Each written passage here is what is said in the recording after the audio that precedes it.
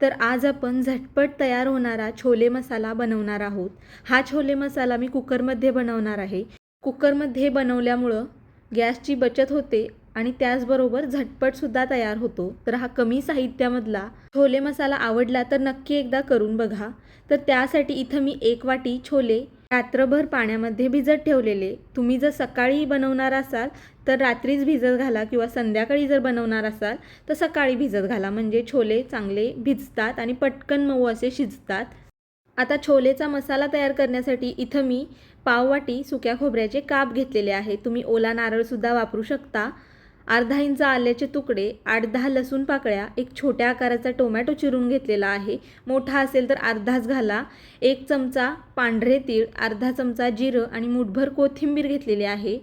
आता हे सर्व साहित्य आपण मिक्सरच्या भांड्यामध्ये काढून घेऊ आणि लागेल तसं थोडं थोडं पाणी घालून चांगलं बारीक असं वाटण किंवा हा मसाला तयार करून घेऊ। तर छोले मसाल्यासाठी वाटण किंवा मसाला तयार झालेला आहे। हा छोले मसाला मी कुकरमध्ये बनवणार आहे। कुकरमध्ये अगदी झटपट तयार होतो। तर त्यासाठी कुकरमध्ये 2 छोटी पळी मी तेल घेतलेलं आहे। तेलाचं प्रमाण आवडीनुसार कमी जास्त करू शकता। तेल आता गरम झाल्यानंतर एक मीडियम आकाराचा कांदा बारीक असा चिरलेला घालू, 5 ते 6 कढीपत्त्याची पानं घालू आणि कांदा चांगला सोनेरी लालसर रंगावरती परतून घेऊ। कांदा चांगला मऊ होईतोपर्यंत मी परतून घेतलेला आहे। आता यामध्ये तयार केलेलं वाटण घालू आणि हे वाटण एक 3-4 मिनटं चांगलं तेलामध्ये परतून घ्यायचं आहे, कारण यामध्ये मी कच्चा टोमॅटो घातलेला आहे। कच्चा टोमॅटोचा आंबटपणा जाण्यासाठी वाटण चांगलं परतून घ्यायचं। तर एक 3 ते 4 मिनटं चांगलं तेल सुटेपर्यंत वाटण मी परतून घेतलेलं आहे। आता यामध्ये थोडीशी हळद, 3 चमचे घरगुती कांदा लसूण मसाला घातलेला आहे। तुम्ही घरचं लाल तिखट वापरू शकता।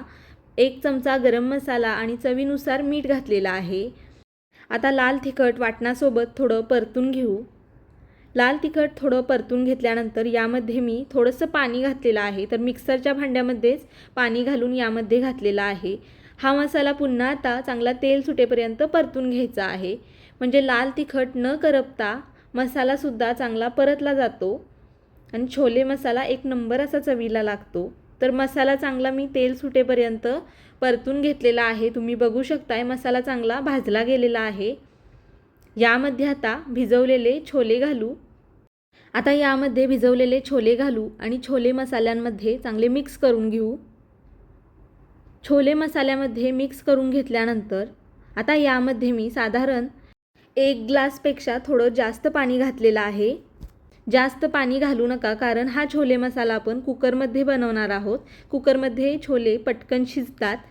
तर आता पाणी घातल्यानंतर उकळी आलेली आहे। गॅस आता मीडियम करून कुकरचं झाकण लावू आणि मीडियम गॅसवरती कुकरच्या 4 शिट्ट्या करून घेऊ, म्हणजे छोले चांगले मऊ असे शिजतात। तर 4 शिट्ट्या झाल्यानंतर गॅस बंद करून कुकर मी पूर्ण थंड करून घेतलेला आहे आणि तुम्ही बघू शकताय मस्त चमचमीत असा छोले मसाला तयार झालेला आहे। वरून आता बारीक चिरलेली कोथिंबीर घालू आणि मिक्स करून घेऊ।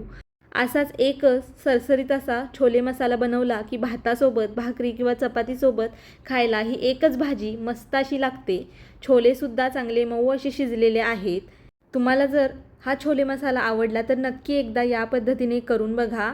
सध्याची परिस्थिती पाहता या पद्धतीने कुकरमध्ये तयार होणाऱ्या भाज्या बनवल्या तर गॅसची पण बचत होते आणि जेवण बनवण्यासाठी वेळसुद्धा कमी लागतो। धन्यवाद।